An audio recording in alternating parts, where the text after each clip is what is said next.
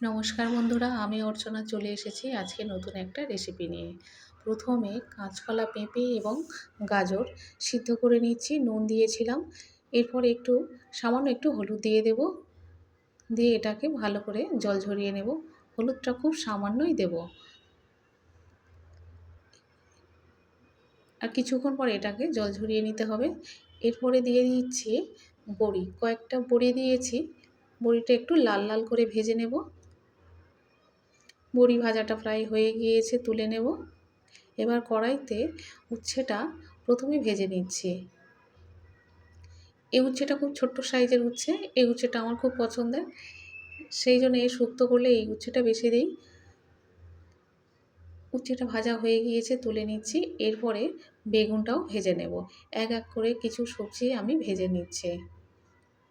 বেগুন ভাজাটা প্রায় হয়ে গিয়েছে, এবার এটাও তুলে নেব। কড়াইতে শুকনো লঙ্কা, তেজপাতা, জিরে দিয়ে দিচ্ছি। এরপরে 1 চামচ আদা বাটা দিয়েছি, 1 চামচ ধনিয়া আর জিরা বাটা দিয়ে দিয়েছি। এবার যে সবজিগুলো বাকি ছিল, যেমন আলু আর সজনে ডাঁটা, সেটাও দিয়ে দিয়েছি। আর দিয়ে দিয়েছি সিদ্ধ করে রেখেছিলাম যে সবজিটা, জল ঝরিয়ে রেখেছি, সেটাও এর মধ্যে দিয়ে 1 চামচ হলুদ দিয়ে ভালো করে কষিয়ে নিচ্ছি। খুব অল্প মশলা দিয়ে শুক্তোটাও আমি বানাবো।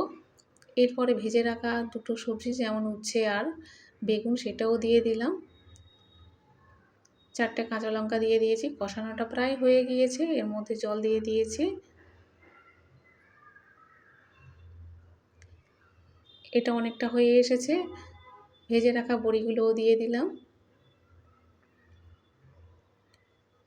শুক্তোটা আর বেশি বাকি নেই। নুনটা তখন অনেকটা কম ছিল, তাই নুন দিয়ে দিয়েছি স্বাদ মতো। আর দিয়ে দিচ্ছি ভাজা জিরে গুঁড়ো। আর দেব 1 চামচ সরিষা বাটা। যেহেতু তরকারিটা একদম হয়ে এসেছে, আর বেশি বাকি নেই। একদম নামানোর সময় দিয়ে দেব 1 চামচ ঘি। ঘিটা একটু বেশি দেব। শুক্তোতে একটু ঘি দিলে বেশ স্বাদ লাগে। রান্নাটা একদম হয়ে গিয়েছে।